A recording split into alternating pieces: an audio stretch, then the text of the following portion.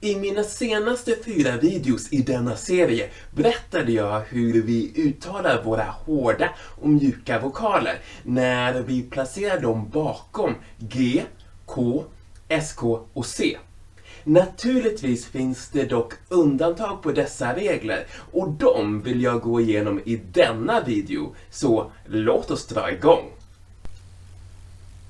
Innan jag ger dig mer information om dessa undantag vill jag göra uttalsövningen.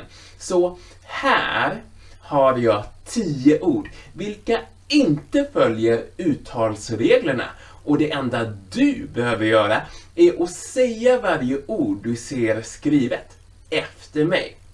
Jag kommer att säga en mening, men du behöver alltså bara upprepa det ord du ser på bilden. Då kör vi. Vi säger kör. Fast vi egentligen borde säga kör. Vissa säger kex. Fast de flesta säger kex. Vi säger människa.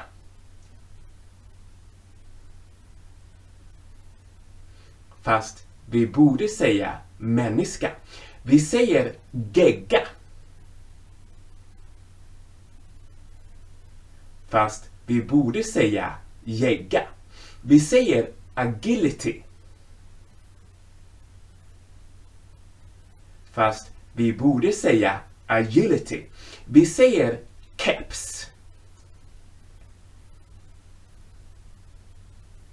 Fast vi egentligen borde säga chips. Vi säger ketchup.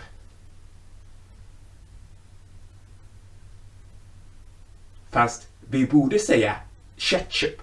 Vi säger skimming.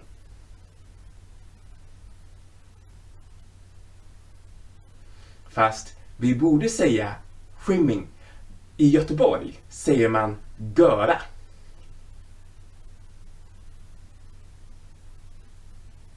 Fast de egentligen borde säga göra. Vi säger marginal.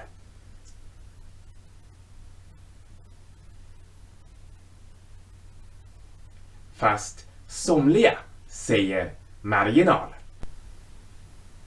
Jag är säker på att du gjorde ett utmärkt jobb och du kan alltid öva detta ett par gånger. Men vad betyder dessa ord? Det ska jag förtälja för dig just nu.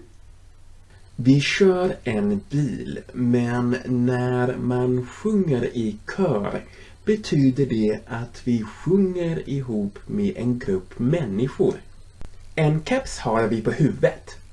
Vi äter kex, och detta ord kan även uttalas som kex. På västkusten där jag kommer ifrån säger vi kex. Jag är säker på att du vet vad ketchup är.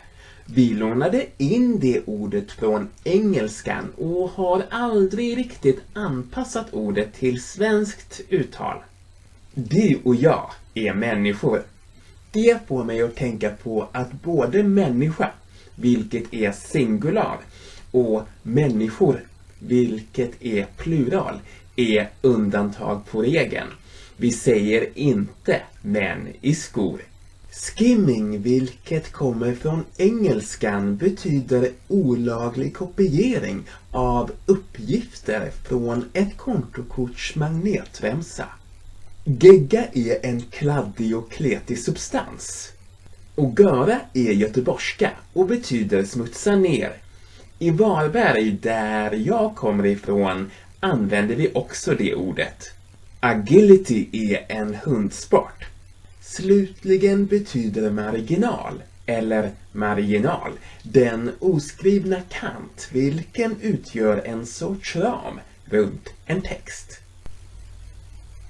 Känner du till fler undantag på de hårda och mjuka vokalreglerna? Om du gör det skulle jag verkligen uppskatta om du skrev upp de orden i kommentarsfältet under den här videon. Om du tyckte att denna video hjälpte dig, ge den en tummen upp och prenumerera på min kanal. Se även denna serie från början. Nästa fredag är jag tillbaka med en ny video i min LGBTQ+-serie. Tills dess vill jag bara säga 3 saker. Tack för att du tittade. Ha en underbar dag. Och hej då!